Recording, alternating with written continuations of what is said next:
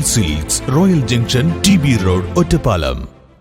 വൈദ്യുതി charge വർധനവിനെതിരെ Congress Ongallur panchayat committee സായാഹ്ന ധർണ നടത്തി. KPCC നിർവാഹക സമിതി അംഗം CV ബാലചന്ദ്രൻ ഉദ്ഘാടനം ചെയ്തു.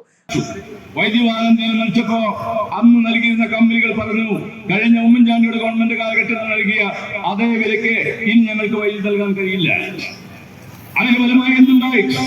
4 രൂപ 29 പൈസ മാക്സിമം ലഭ്യമായിരുന്ന ഒരു യൂണിറ്റിന് ലഭ്യമായിരുന്ന വൈദ്യുതി പിന്നീട് അതേ കമ്പനികൾ പിണറായി വിജയന്റെ കാലഘട്ടത്തിൽ 10 രൂപയിലേക്ക് അടുക്കുന്ന രീതിയിലേക്ക് 9 രൂപ മുതൽ 10 രൂപ വരെ കൊടുക്കേണ്ട സാഹചര്യം നമ്മുടെ സംസ്ഥാനത്തുണ്ടായി.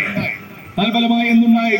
പിന്നീട് വൈദ്യുതി ബോർഡിന്റെ നഷ്ടം 10,000-കണക്കിന് രൂപയിലേക്ക് ഏറ്റവും ഒടുവിലായ വൈദ്യുതി ബോർഡിന്റെ നഷ്ടം 2011 ശേഷം 2016 ഉമ്മൻചാണ്ടിയുടെ സർക്കാർ അധികാരം വിട്ടൊഴിഞ്ഞ് 2023 ആകുമ്പോൾ 43,000 കോടി രൂപയാണ് കേരളത്തിലെ ഇലക്ട്രിസിറ്റി ബോർഡിന്റെ ഇന്നത്തെ കടം.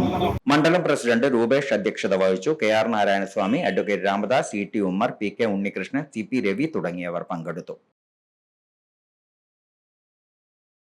Time kids pre school, Mannannur road, Vaniyamkulam. Dot view news, കാഴ്ചകളാണ് ലോകം, കണ്ടു തുടങ്ങുക.